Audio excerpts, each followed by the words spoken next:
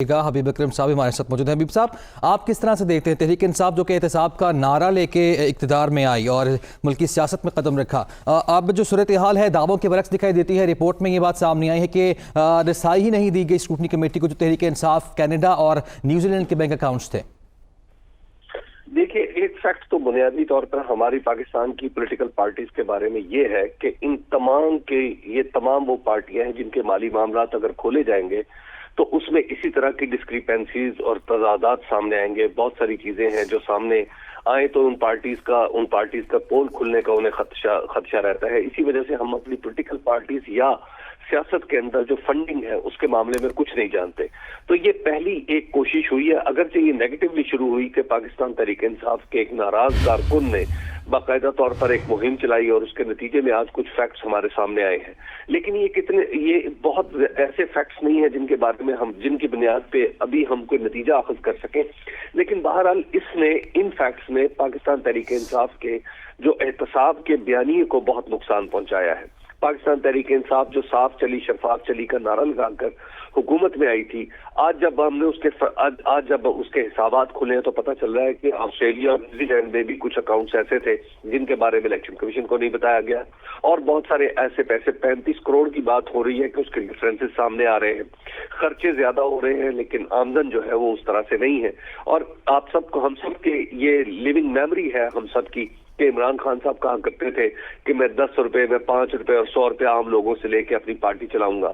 लेकिन ये पार्टी कैसे चल रही थी और ये पैसे कहां से आ रहे थे? क्या वो पैसे पाकिस्तान के अंदर से लोग दे रहे थे, वो टैक्स चोरी की कमेटी, या पाकिस्तान से कुछ लोग टैक्स चोरी करके काला पैसा बाहर ले गए थे और इमरान खान को देके उसको वाइट कराने की कोशिश कर रहे थे? अब ये बहुत एक बड़े बड़े सवालात हैं जो पाकिस्तान तहरीक इंसाफ की साख पर खड़े हो गए हैं।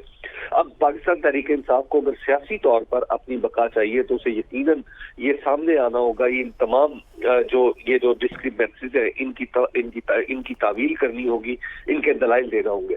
बसूरत दीगर पाकिस्तान तहरीक इंसाफ की दीगर जमातों की तरह होगी, उन्हीं जमातों की तरह कि जिस तरह पाकिस्तान पीपल्स पार्टी के बारे में हम कुछ नहीं जानते कि इसके पैसे कहां से आते हैं, पाकिस्तान मुस्लिम लीग नून के बारे में हम कुछ नहीं जानते कि इसके पास इतने पैसे कहां से आते हैं, ये जो लीडर्स हैं इनका लाइफस्टाइल इतना बड़ा कैसे है। तो ये फिर पाकिस्तान तहरीक इंसाफ भी खुद को जो एक सेल्फ राशियसनेस का इसने एक अलम उठा रखा है, मेरा ख्याल है कि अब उसे ये भी रख देना चाहिए और ये धारे में मिलकर धारा हो जाए और ये पार्टी इस हकीकत को तस्लीम कर ले तो मेरा ख्याल है कि इसके अलावा इसके सामने कुछ चारा नहीं। हबीब अकरम साहब हमारे साथ ही मौजूद रहिएगा। कानूनी राय भी ले लेते हैं। माहिर कानून साद रसूल हमारे साथ मौजूद हैं। स्क्रूटनी कमेटी की रिपोर्ट तो आ चुकी है, अब इस रिपोर्ट को कानूनी लिहाज से आप किस तरह से देख रहे हैं और आगे फर्दर प्रोसीजर क्या होगा? जी बहुत शुक्रिया। मैं देखिए इस रिपोर्ट ने तो बहुत सीरियस सवालात खड़े किए हैं पीटीआई की शफाफियत और पीटीआई की फंडिंग, स्पेशली उन सोर्सेज से जो पाकिस्तान से बाहर हैं, जिनको फॉरेन फंडिंग सोर्सेज हैं, उनकी शफाफियत के ऊपर बहुत सारे सवाल खड़े किए हैं। और अभी हबीब अकरम साहब जो बात कर रहे थे मैं उससे इत्तेफाक करता हूँ कि आने वाले दिनों के अंदर आप देखेंगी, मुझे लगता है कि आज कल परसों के अंदर हम देखेंगे कि पीटीआई कुछ अपना दिस्ता पेश करेगी, लेकिन ज्यादातर बात यही करेगी कि बाकियों के भी इसी तरह के हैं, उनकी रिपोर्ट आ लेने दीजिए, बाकी भी वो उन लोगों ने तो हुंडी की, तो ये किया, तो उस मनी लॉन्ड्रिंग की। तो ये जो नैरेटिव पीटीआई ने पिछले 10 साल के अंदर क्रिएट किया हुआ है कि बाकी तमाम लोग चोरी करते हैं और हम नहीं करते, इस रिपोर्ट के अंदर बहुत सी बातें इस तरह की बज़ाहिर नजर आती हैं जिससे लगता है कि उस नैरेटिव को कि बाकी तमाम तो कानून की खिलाफ वर्जी करते हैं और हम नहीं करते, इस नैरेटिव को पॉलिटिकल पार्टी के हद तक कुछ काफी नुकसान पहुंचा।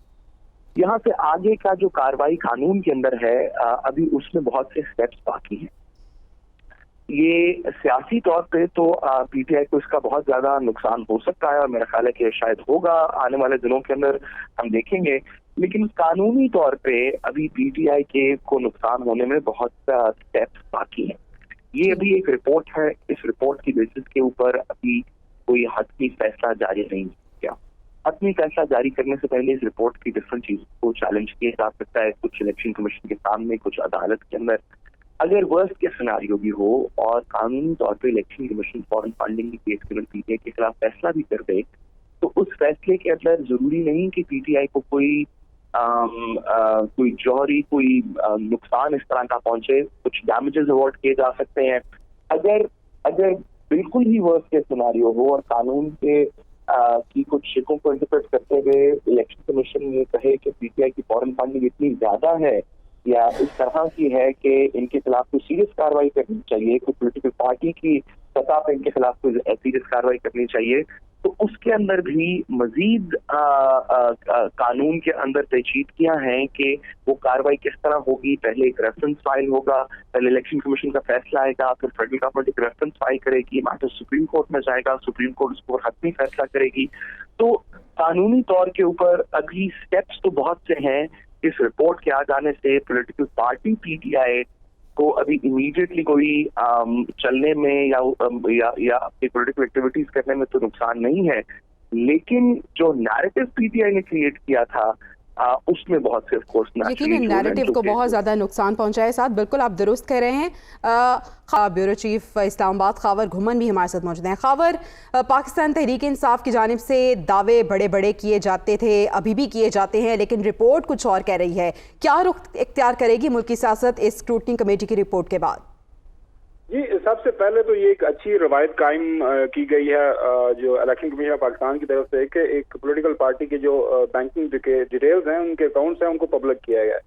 जाहिर है एक एहतसाबी अमल है और पाकिस्तान तहरीक इंसाफ हमेशा से एहतसाब की बात कर रही है, तो उनको अपना भी एहतसाब जो है करवाना चाहिए। और इलेक्शन कमीशन एक आईनी इदारा है, उनके पास ये इख्तियार है कि वो किसी भी पॉलिटिकल पार्टी से उसके अकाउंट्स की डिटेल ले लें। अब ये एक फैक्ट फाइंडिंग कमेटी की रिपोर्ट है, सामने चीजें आ गई हैं, उसके ऊपर आप देखते हैं कि तहरीक इंसाफ के जो वकला हैं वो इसको किस तरह काउंटर करते हैं। एक लंबा लीगल प्रोसेस होगा, लेकिन जो चीजें अभी तक हमारे सामने आई हैं इस रिपोर्ट के तवज्जुह से, उसमें तो काफी ज्यादा बेज़ाब्तियां हमारे सामने नजर आ रही हैं। क्या प्राइम मिनिस्टर इमरान खान बहसियत चेयरमैन पीटीआई उनके इल्म में सारी चीजें थी, या बाकी उनके फाइनेंस सेक्रेटरी या बाकी जो ओहदेदारान पार्टी के रहे हैं उनकी वसात से ये चीजें जमा होती थी, उनके नॉलेज में किस लेवल की इंफॉर्मेशन थी? तो मेरे ख्याल में ये काफी एक कल कलां को एक बड़ा मसला तहरीक इंसाफ के लिए बन सकता है। अगेन ये एक इंतहाई पेचीदा कानूनी अमल है, ये आगे बढ़ेगा और आप देखते यही हैं कि तहरीक इंसाफ की जो वकला हैं वो अपने जो दलाइल हैं इस कमेटी की रिपोर्ट को सामने रखते हुए किस तरह पेश करते हैं।